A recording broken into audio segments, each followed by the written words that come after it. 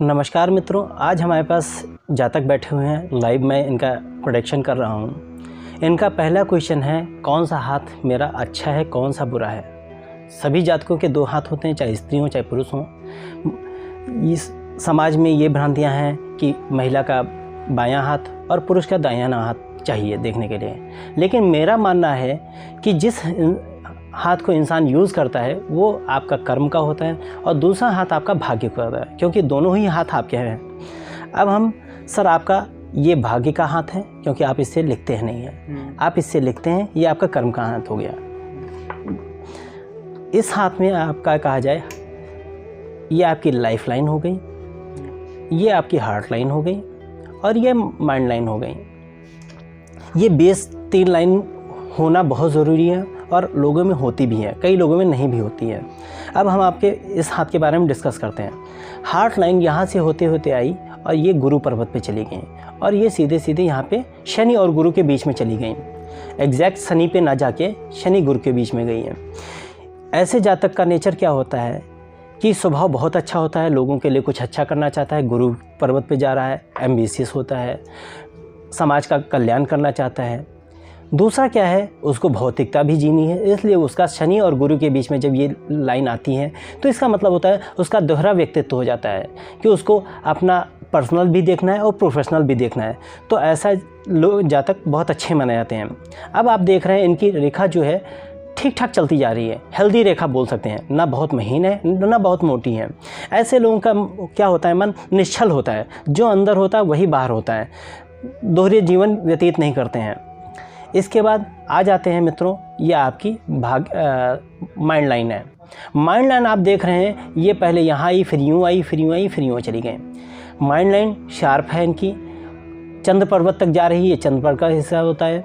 चंद्र पर्वत में जाने का मतलब होता है कि मन में इनके हमेशा ख्याल चला करता है, कुछ ना कुछ बुना करते हैं, ख्याल पुलाव बना करते हैं, बिजनेस के बारे में सोचा करते हैं, लोगों के बारे में सोचा करते हैं, लेकिन कभी भी इनका दिमाग खाली नहीं होता है, हमेशा कुछ ना कुछ चला करता है। अब देखते हैं जब यहाँ से निकला और यहाँ तक गया और फिर ये मुड़ गया।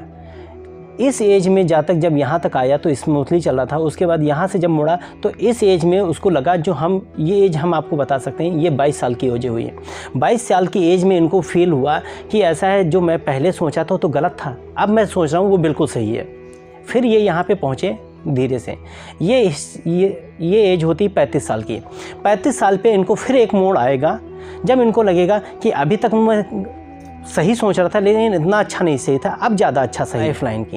लाइफ लाइन इनकी बहुत अच्छी है, शारीरिक कोई बीमारी नहीं है। साथ ही साथ कहा जाए शुक्र पर्वत भी बड़ा इनका है, तो कहा जाए इनको कभी ऐसी बीमारी होती नहीं जो ऑन बेड हो जाए। छोटी मोटी बीमारियों को बीमारियां ये मानते नहीं हैं।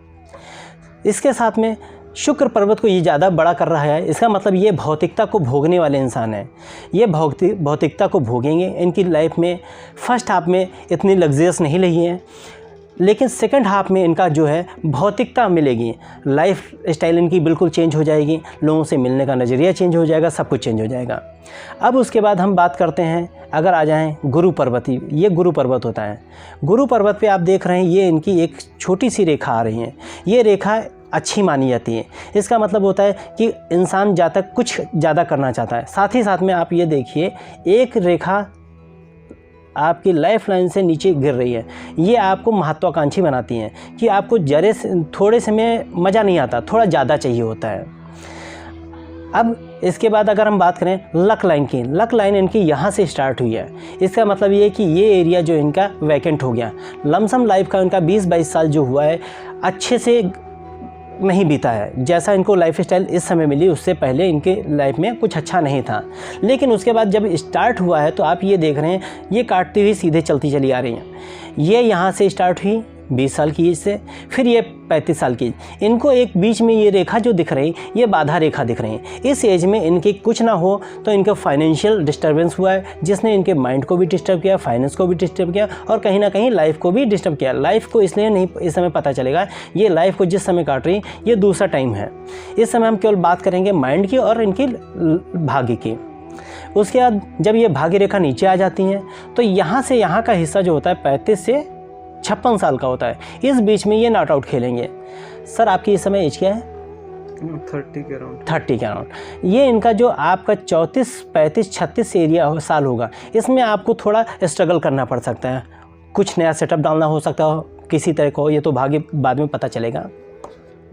इसके बाद कहा जाए, हम ये वाला हिस्सा देख रहे हैं, ये इनकी उंगलियों को, इनकी उंगलियों में कोई चिन्ह नहीं है, ना सीधे हैं ना टेढ़े हैं।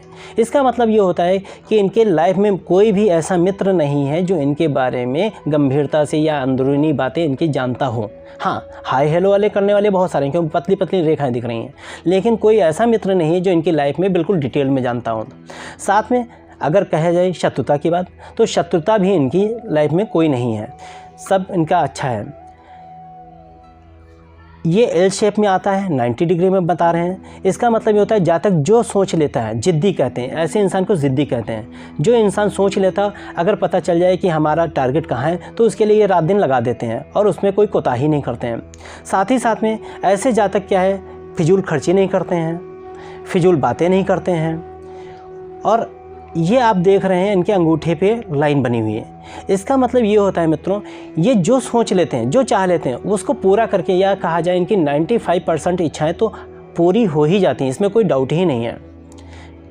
फिर मित्रों हम अगर बात करें इनके स्वभाव की, इनका स्वभाव क्या है, ये रूढ़वादिता को भी मानते हैं, लेकिन ज़्यादा नहीं, ये मॉडर्नाइज भी है।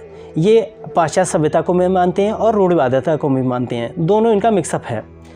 हाँ, कहा जाए उंगलियां थोड़ी छोटी हैं, तो ये कभी कभी अपने आप को अकेला महसूस करने लगते हैं कि हम अकेले कैसे कर सकते हैं, हमारे लिए टीम की ज़रूरत है। अब बात करते हैं पर्वत पे। इनका शुक्र पर्वत बहुत अच्छा है, मंगल भी अच्छा है।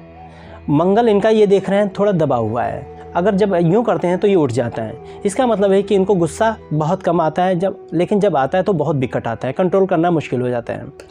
गुरु पर्वत यहाँ पे होता है, गुरु पर्वत इनका अच्छा है, तो ये मौके पे चाहे जैसा हो माहौल बना ले जाते हैं और बात को बिगड़ने नहीं देते हैं। शनि पर्वत इनका गड़बड़ है, जिसकी वजह से इनका भाग्य जो होता है बहुत डिले करके देता है, जो चाहिए चीज़ इनको अभी वो मिलती है 1 हफ्ते बाद।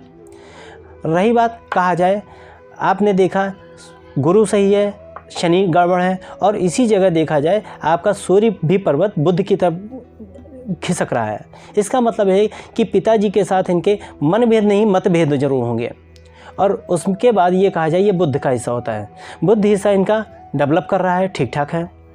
चंद्र पर्वत इनका ठीक है, इनको घूमने के लिए कहा जाए जल यात्रा भी इनकी यहाँ होंगी, वायु यात्रा भी होंगी, और ये घूमने के शौकीन भी होंगे। इसमें आप देख रहे हैं मित्रों एक हल्की सी रेखा आई हुई है जो हार्ट लाइन दिखा रही है।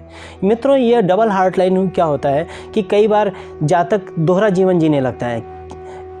पर्सनली एक बात करें, एक पर्सनली होता है, एक प्रोफेशनली होता है। और अब इनमें देख रहे हैं आप हल्की हल्की सी सनलाइन बनती नज़र आ रही है। सनलाइन बनने का मतलब क्या होता है कि ये एज इधर से काउंट होती है। इनका भाग्योदय जो होगा 36वें या 37वें साल होगा। मित्रों एक चीज़ और बताना चाहेंगे, चिंताएं आपके पास नहीं हैं लेकिन बहुत ज़्यादा हैं। लोगों की केयर बहुत करते हैं, इसलिए आप बहुत चिंतित रहते हैं, अदरवाइज़ आपकी लाइफ में कोई टेंशन वाली बात है नहीं। ठीक, मतलब मुझे अपनों से ज़्यादा दूसरों की हाँ, परफेक्ट।